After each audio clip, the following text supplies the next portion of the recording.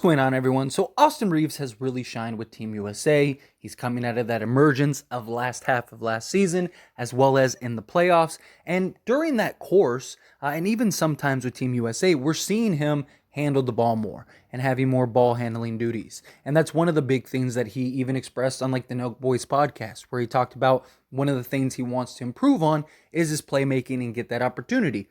Played point guard in high school, played point guard in college, and there have been countless reports of the Lakers actually wanting to put him in that position.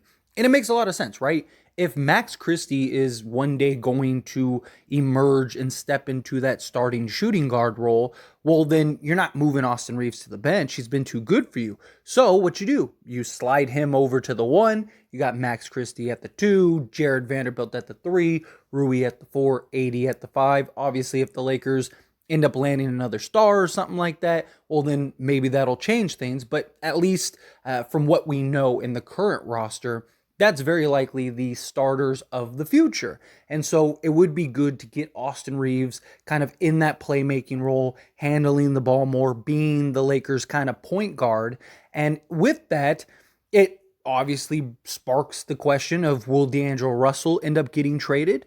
What will they end up doing with him? Does he end up kind of falling into the background with Austin Reaves stepping up as point guard? You got LeBron James, who, as long as he's on the court, he's basically a pseudo point guard. And then you have Gabe Vincent, although Gabe Vincent can play off the ball really well, so you could still find ways for D'Lo to kind of shine and thrive.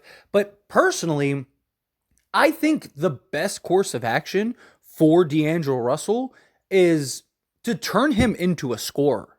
Like, make him a primary scorer, right? Make him like your third scoring option. Now, that doesn't mean that Austin Reaves isn't going to be the third option in general, or that he's not going to score and go get his buckets. But if the idea is to make Austin Reaves kind of playmaker, right? Well, you could have D'Lo playing off the ball a lot more. And with his efficiency, I think could be a very good scorer, right? For example, D'Angelo Russell is a 17, 4 and 5 guy, right?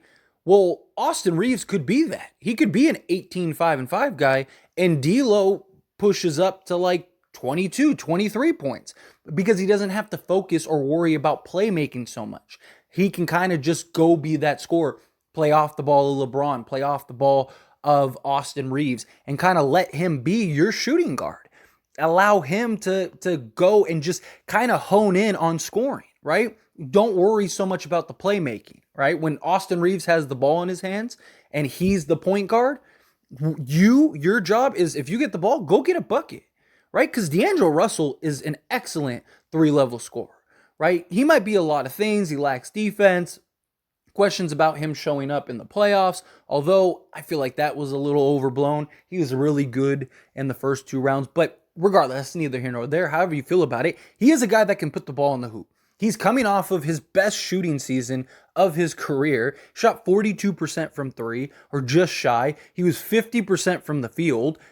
Put him in a position to just be a scorer. Just say, hey, we want Austin Reaves to kind of handle the point guard duties and make plays for others more. That doesn't mean that D'Lo will never do that, right? There's plenty of shooting guards in this league that still can go get you 5 assists or whatever a game. Obviously, you don't want him taking bad shots. If he can keep the ball moving, keep the ball moving. But with the Lakers, you saw him at times kind of try to balance scoring with playmaking, especially early on. You saw him trying to play make more. And then in the third quarter, he kind of looked to go get his buckets and look for him to go score. And you saw that a lot, like especially in the Warriors series, right? Every third quarter, it was like D'Lo was going off for several points. There was that one Memphis game where D'Lo went off and scored, like 8 or 10 straight points for the Lakers, right? And kind of went into scoring mode. Let me close down the stretch. Let me go put the ball in the hoop in this third quarter, in the fourth quarter, right? I think if you kind of tell D'Lo that's your priority, right? If you see the open man, then give it to him, right? If you're driving and the defense is collapsed and you can kick it out to a shooter, kick it out to a shooter. Or if you got the lob or something like that, right? Or if you got the cutter, guys wide open, sure.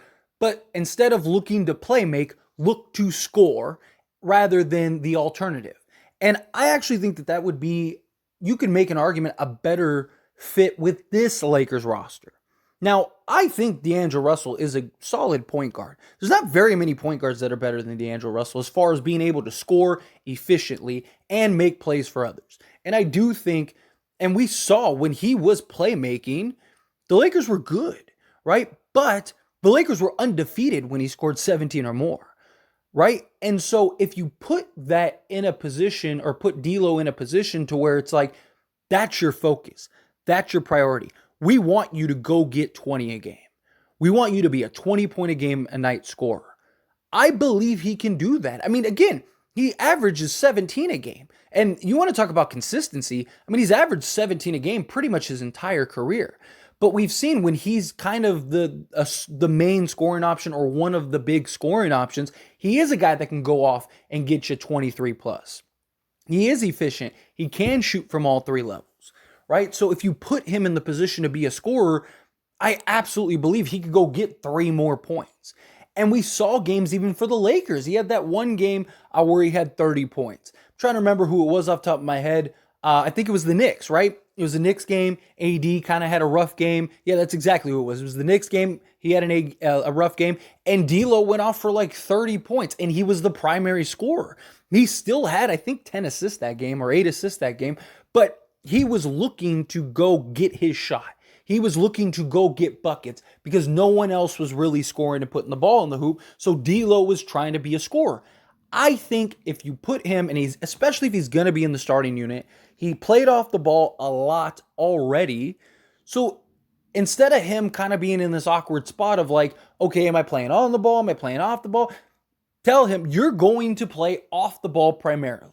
Maybe to start the game, you'll kind of be playmaker, but when it's just you and LeBron, or you and Gabe Vincent, or Austin Reaves is running the point, you're scorer.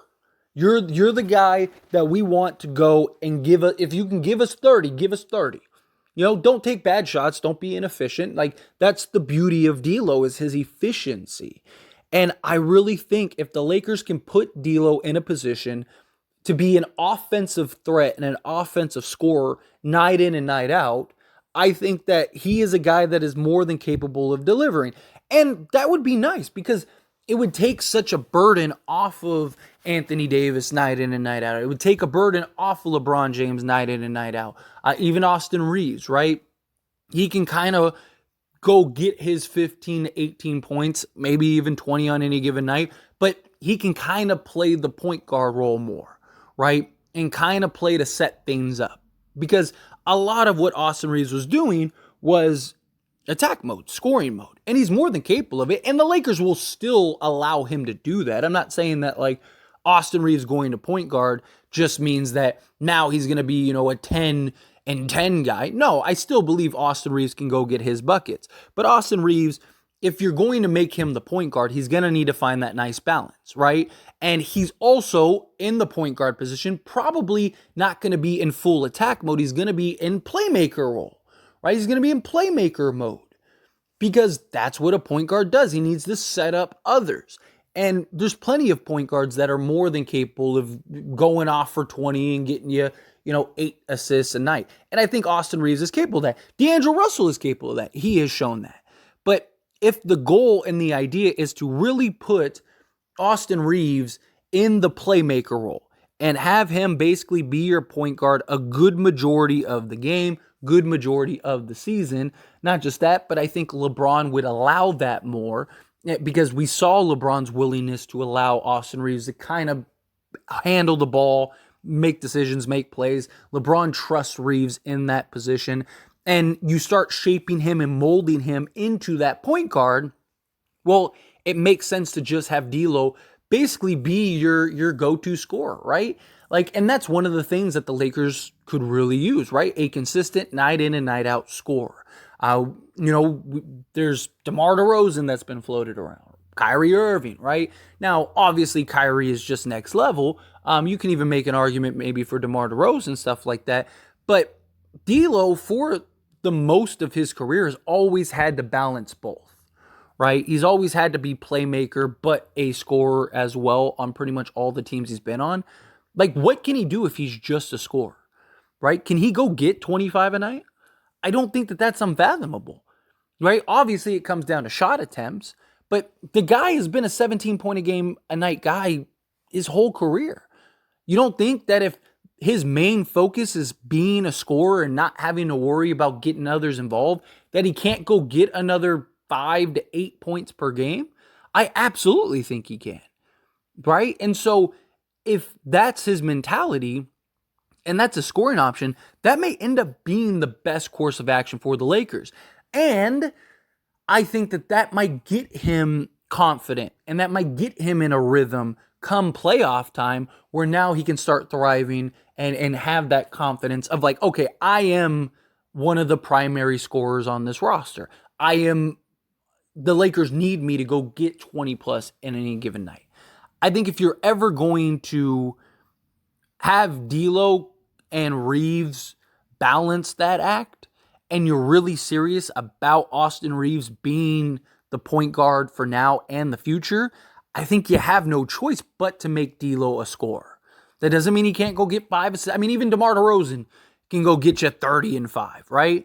I think D'Lo could do similar things. And then that kind of gives you the guy that the Lakers have been trying to get in a Kyrie Irving. Again, I'm not saying that they're comparable skill set wise, but what Kyrie would bring to this roster is a bucket, right? A guy that could go get you 25 to 30 on any given night, right? If D'Lo can kind of be Kyrie light and instead of 30 on any given night can give you 25 on any given night or 23 on any given night, which again, let's say 23, that's 2 more baskets per game for him, right? Like, can he do that if his main target is to just put the ball in the hoop? The only difference is, can he consistently do that? But again, he's been a consistent 17-point a game guy his whole career. Why is it unfathomable to think that he can't get another 6 a game? But anyway, as always, this is a discussion, so I pass the question on to you. Let me know your thoughts and opinions down in the comments below. What do you think? Do you think, yeah, I agree, put D'Lo in as the primary scorer or one of the primary scorers? Or do you think, no, like keep him at the point guard, kind of let him use both? However you feel, whatever your thoughts are, love to hear it. Let me know down in the comments.